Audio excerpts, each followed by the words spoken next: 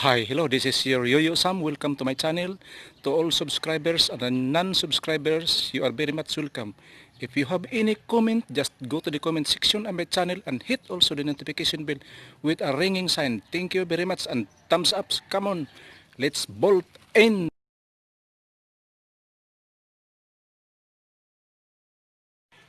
Hi, hello, good morning. This is your Yoyo Sam. Welcome to my channel. So sa pagkangayon ay aking puntahan ang gumagawa ng bangka. Bali third part na to sa aking video. So come on, let's go. And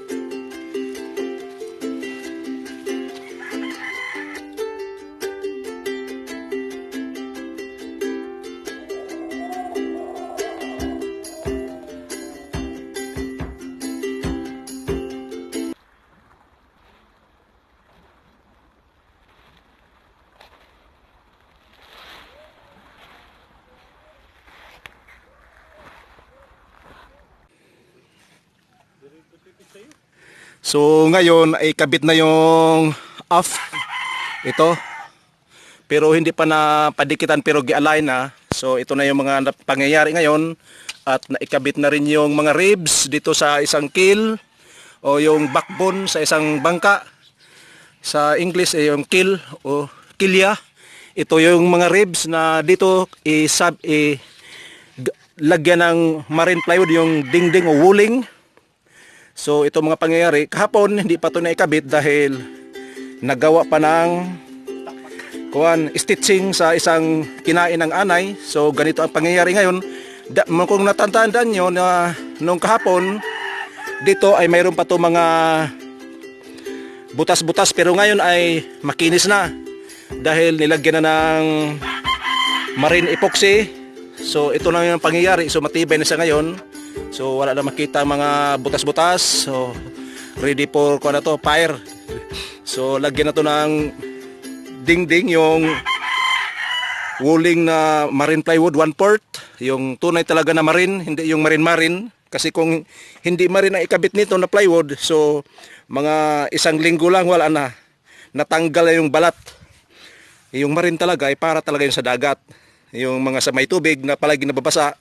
Pero yung mga ordinary plywood, hindi siya pwedeng ikabit dahil matanggal siya at hindi siya magtagal. Sayang lang yung gastos mo.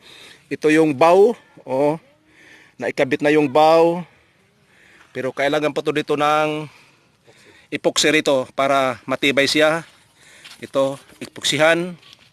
At sa ilalim naman ay makinis nito siya. Hindi na ito pwedeng taubin dahil nandito na yung mga ribs. Ay na-assemble na yung ribs, so ganito lang ang pangyayari. Hindi na kailangan kasi wala ito lagyan ng dingding na marine. So ito, sa ngayon, busy na yung repairman para mag-repair sa bangka.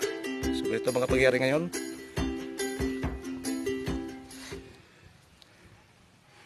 So yan, busy siya sa paggawa ng kanyang itong yung bangka na to ay sa yung kabuuan ay 25 feet mula bow to aft, 25 feet.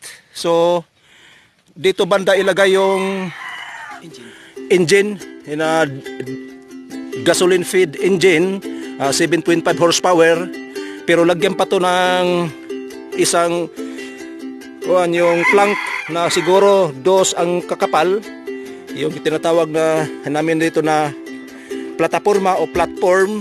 So dito ikabit yung ipatong yung makina at dito naman butasan din. Mayroon na palang butas para sa para sa ilisin niya. Yan ang mga kaganapan dito sa ngayon sa paggawa ng bangka. So ito ngayon ay bali 3 episode na to. So maaring maging 4 episodes to kasi hindi man pwede kong mag-advance dahil ito ang pinupokus ko kasi walang ibang ginagawa dito ngayon. Kaya ito lang talaga nakapokus ako sa isang bangka na ginagawa. Kaya makakompleto to from start to finish. So makikita to kung gaano siya na gawa na document. So ito ngayon ang aking documentation, yung paano paggawa ng bangkang dimotor. Yan. So, ang mahirap lang nito yung pag-repair, yung katulad kahapon na nagawa sila ng stitching. sa mga butas kasi malaki-laki yung nakain ng anay. Yung nakain ng anay talagang marupok na. Kung idan yun sa dagat na hindi i-repair, so sayang lang kasi baka doon sa laot biglang lulubog, sayang. Madisgrasya pa yung buhay ng tao. So ito ngayon, sabi ng naggawa, good for 3 persons lang ito ang maisampa nito, pero hanggang malapitan lang, hindi po ito pwedeng pang long distance.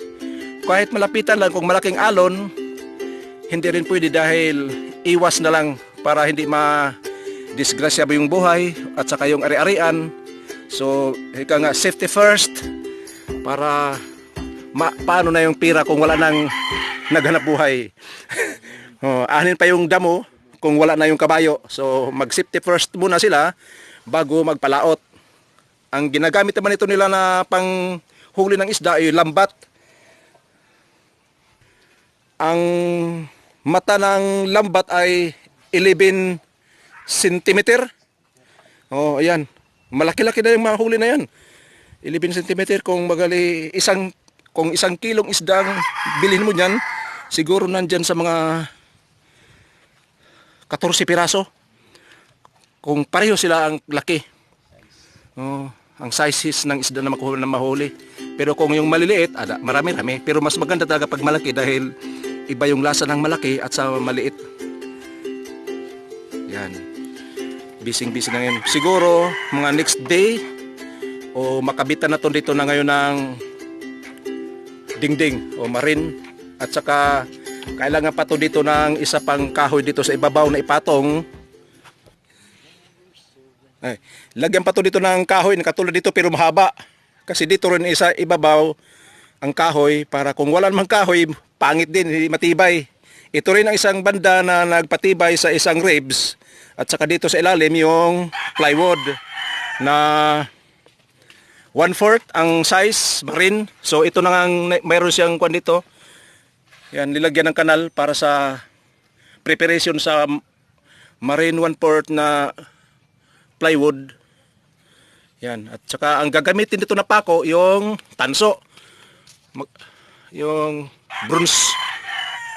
Sabi ng may-ari, bali 1 kilo na maubos dito ng pako yung tanso.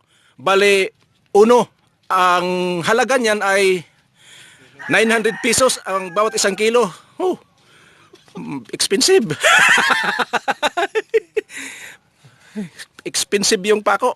Kaya, pero okay naman sa kahit mahal siya, matibay, hindi basta-basta ang kinakalawang, hindi tinatabla ng saltiness sa water, sa tubig alat. Maganda talaga siya. Kung mayroon kang mapupuwan, yung tanso mahal pala yan. 900, 1 kilo. Oh. Pero matibay naman. So, ito ngayon ang mga pangyayari kahapon dito, isa rin to sa mga ginawa.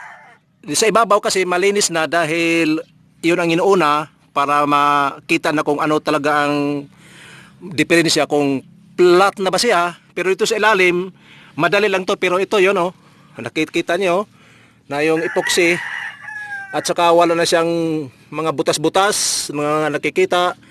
Madali lang to dito sa ilalim kasi pag nandoon na ikabit na yung plywood, pwede na siyang itaob at pinturahan sa dito sa likod o yung backbone ng bangka o keel para siya ay matibay. Lagyan to ng primer epoxy pa uli siguro para mas lalo siyang matibay at hindi kainin ng mga tawag nito, tamasok. Tamasok sa Bisaya. Basta yun. Hindi siya matabla ng mga barnacles. Mamatay siya kung kakapit ang barnacles dito dahil sa chemicals ng pintura na ginagamit. So ito lang ang ginagamit dito. Ang kahoy nito ay luma na kaya malalaman mo kung bago pa dahil hindi nilagyan ng stitching. Kasi kung bago, so matibay siya, ito kinakain na ng anay dahil sa katagalan na ng mga pangyayari. Yan na marupok na siya.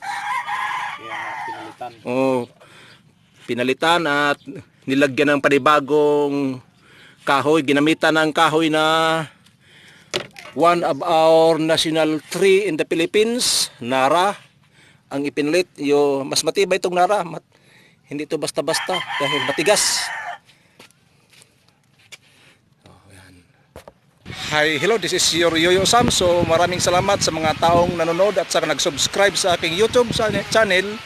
So inaanyayahan ko rin kayo na mag-subscribe at mag-like at mag-share. So this is your Yoyo Sam. See you in my next vlog. Bye-bye!